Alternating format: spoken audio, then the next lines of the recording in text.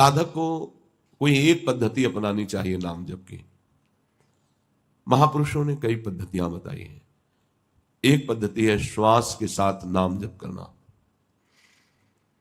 लंबी श्वास खींचो, कई नाम उसमें जपो, फिर आराम से छोड़ो, कई नाम उसमें जपो। इससे आपकी एकाग्रता बढ़ेगी और नाम जप में प्रीति होगी। और संतों ने कहा श्वास श्वास नाम जपे तो दुविधा रहे न कोई, अर्थात अब दुविधा नहीं कि पता नहीं भगवत प्राप्ति होगी कि नहीं।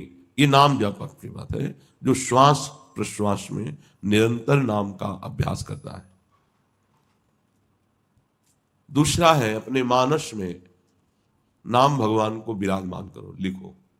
राधा दिखाई दे रहा है, बार बार राधा राधा राधा। इन नाम अक्षरों में अपार सामर्थ्य है। बारंबार अपने मन से लिखो और उसे पढ़ो, उसी को सुनो, उसी को बोलो। वो नाम तुम्हारा परम मंगल कर देगा, दृढ़ अभ्यास हो जाएगी। यदि नाम का ऐसे ध्यान नहीं होता तो जो विग्रह आपको प्रभु के प्रिय हो उस विग्रह को अपने पास रखें, थोड़ी थोड़ी देर में दर्शन करें, फिर वही नाम जप करते हुए मानस पटल पर आराध्य देव का चिंतन। राधा वल्लभ लाल को हृदय ध्यान मुख नाम। नामाक्षरों की बार बार आवृत्ति, बार बार जपना, बड़ा आनंद का विस्तार हो जाता है। इससे किसी भी एक नियम से आप श्वास की प्रत्येक गति पर आपका ध्यान हो और प्रत्येक श्वास खींचने और छोड़ने में जितने अधिक से अधिक नाम ले सको। अगर श्वास के साथ मंत्र चलने लगा, नाम जपने लगा, तो फिर माला की आवश्यकता नहीं है। श्वास के साथ होने वाले प्रत्येक जप की दिव्य लाभ वृत्ति प्रकट होती है। फिर माला थोड़ा विक्षेप लगने लगता है। सिर घुमाओ, सुमेरु पे आवे, प्रणाम करो। वो तो मन ही मन श्वास प्रश्वास में नाम जप करता है। सदगुरुदेव भगवान की कृपा से बचपन में ही शिक्षा मिली थी, वह एक रट लग गई थी। अब निरंतर नाम हमें चलाना है। मन न लगता तो कीर्तन करते नाम का, शांत हो जाता फिर नाम जप करते। 2-4 मालाएं की तो उससे मन थोड़ी लग जाएगा प्रभु में। अच्छा है, ना करने से अच्छा है, पर आपकी मना स्थिति फिर नामाकार नहीं होगी। श्वास का जप मन का लगना जरूरी होता है, नहीं हो ही नहीं सकता। जब आप नाम जप करते हुए श्वास खींचते हैं फिर छोड़ते हैं तो मन के भागने का समय नहीं रहता, क्योंकि प्राण, मन और ब्रह्मचर्य तीनों का तारतम्य है। जो साधारण उपासक है, जिसकी अभी मनो गति में प्रवेश नहीं हुआ है, वो जिह्वा से जरूर नाम उच्चारण करे। ना बाहर उच्चारण करे तो उपांशु में उच्चारण करे। उठ हिलने पर आवाज बाहर नहीं है। जब अभ्यास हो जाएगा तो यही उपांशु मानसिक में बदल जाएगा।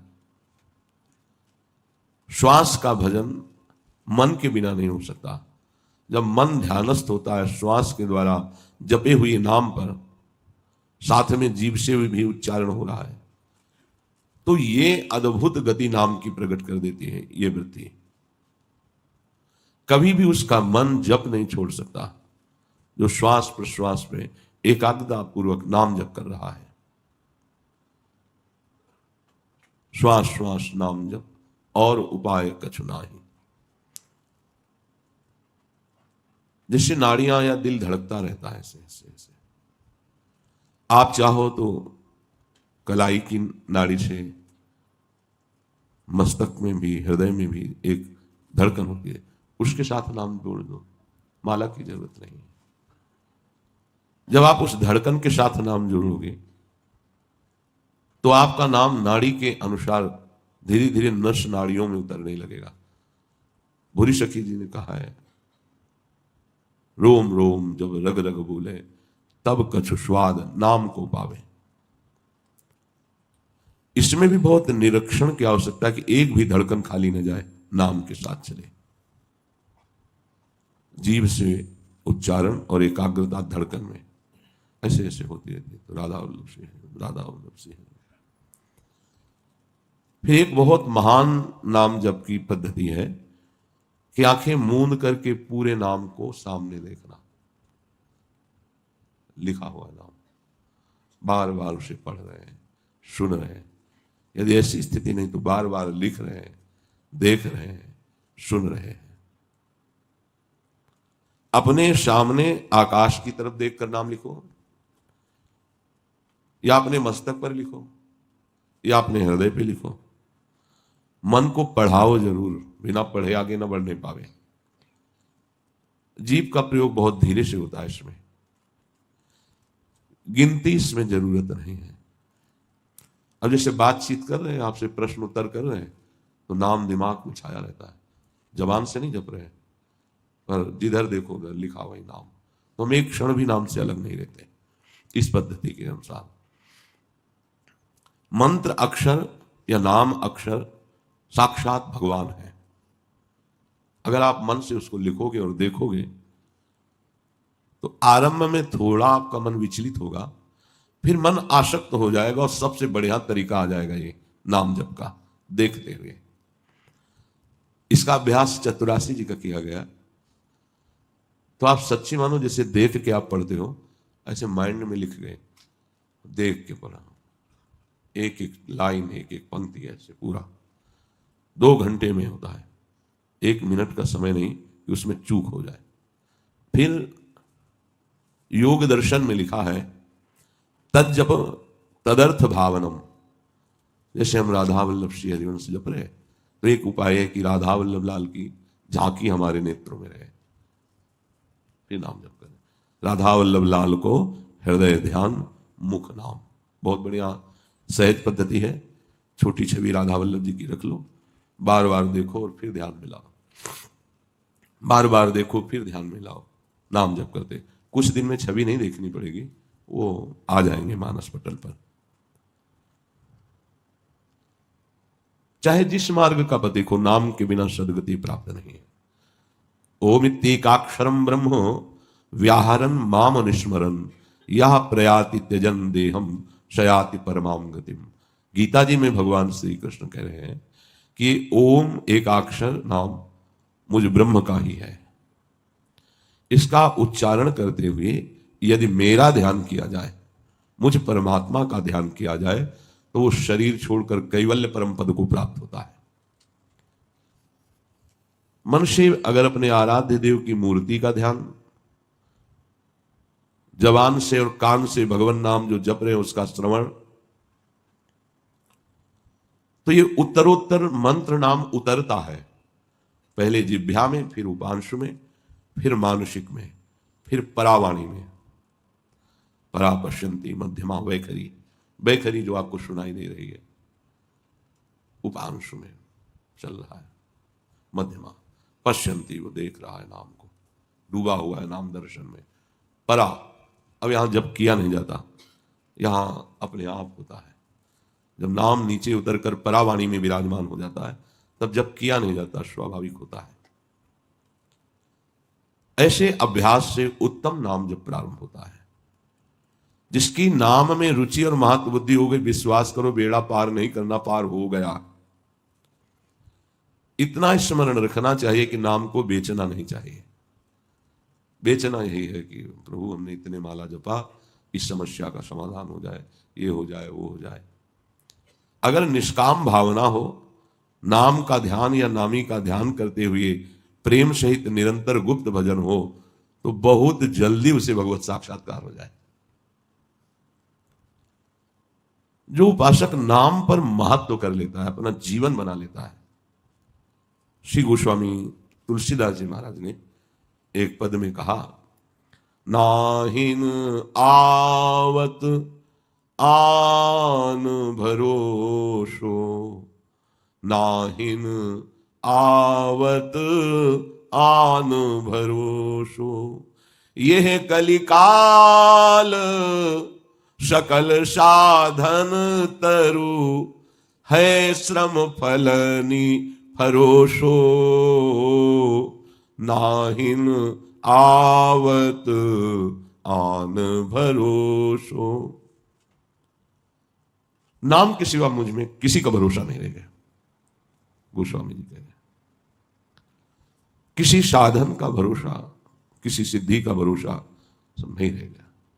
और हम आपसे प्रार्थना करते हैं कि ये कलिकाल है, चाहे जो और साधना कर लो, जब साधना का फल मिलेगा तब तुम्हें पता चल जाएगा कि क्या फल मिला है।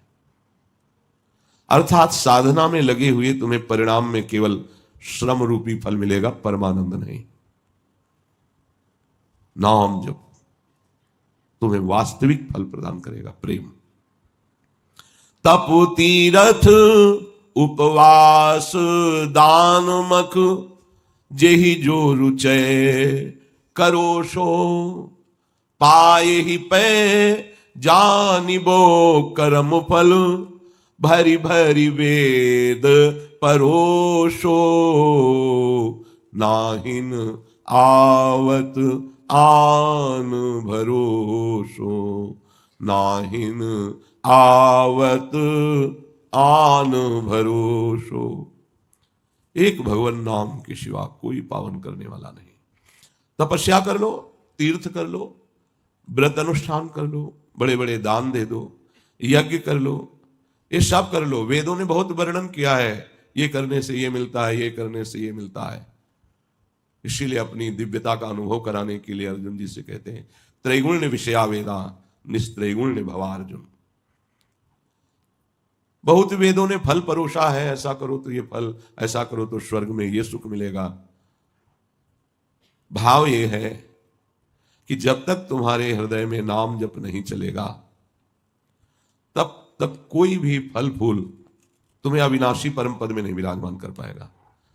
ये सब तप ज्ञान तपस्या जो व्रत नियम है, ये सब बहुत बहुत बहुत ब्रह्मलोक तक।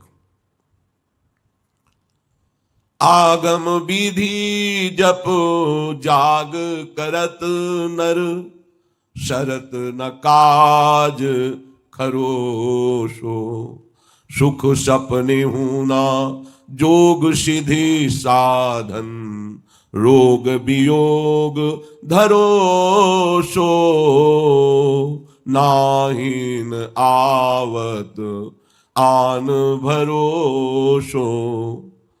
गोस्वामी जी कह रहे हैं, बड़ी शास्त्र विधि से मंत्रानुष्ठान करते हो कामना की पूर्ति के लिए, चाहे जितना अनुष्ठान कर लो, यज्ञ कर लो, पर असली कार्य की सिद्धि नाम से ही होगी, इनसे नहीं होगी। योग सिद्धियों की प्राप्ति भी रोग और वियोग के समान है। अहंकार का रोग लग जाता है, तुम्हारे मन की बात जानना, दूर की बात सुन के आपको बता देना, वैसे ही अहंकार नष्ट नहीं होता, इन सिद्धियों ने तो और पुष्ट कर दिया। अब वो वियोग कराएंगी भगवान का, और रोग की तरह संसार की सम्मान की चाह बढ़ती चली जाएगी। ये सिद्ध महापुरुषों के वचन है। जो केवल सिद्धियों की चाहत के लिए अनुष्ठान और ये सब कार्य करता है, तो उसको समझना चाहिए क्या शरीर तुम्हारा मरेगा? नहीं मरेगा, तो सिद्धियां खत्म हो जाएंगी। ये तुम्हारी यात्रा में थोड़ी साथ देंगे, यहीं तक है। पत्थर में प्रवेश कर जाना, आकाश में उड़ना, एक ही समय कई जगह उपस्थित हो जाना, दूर की बात श्रवण करना, मन की बात जान लेना। तो क्या मिला तुम्हें सिद्धियों का फल? क्या तुम्हारा प्रयोजन बना भगवत प्राप्ति? नहीं, उससे तो बिछो हो गया। रिद्धि सिद्धि पेरे बहु भाई, बुद्धि लोभ दिखावे आई, होई जो चतुर जो शयाना, तो तीन तन चितय न अनहित जानी। इनसे आपका अमंगल हो जाएगा। भगवत प्राप्ति बाधक ये सिद्धियां हैं। पुराणों में भी सिद्धांत वर्णन है अलग अलग भगवत प्राप्ति का। मेरे गुरुदेव भगवान ने मुझ पर बहुत दया की और मुझे बता दिया कि एकमात्र उपाय है राम राम राम। ये बात समझनी है, इसी से सब हो जाएगा। ये उत्तम उपाय में जो है जब मिला, तो मेरे सामने ऐसा मार्ग खुल गया जैसे राजमार्ग, जीटी रोड। कोई गड्ढा नहीं, कोई परेशानी नहीं, आंख मूंद के दौड़ो। अर्थात भगवत प्राप्ति का राजमार्ग है ये नाम जप। सीधे अपने राजमार्ग पर चलो।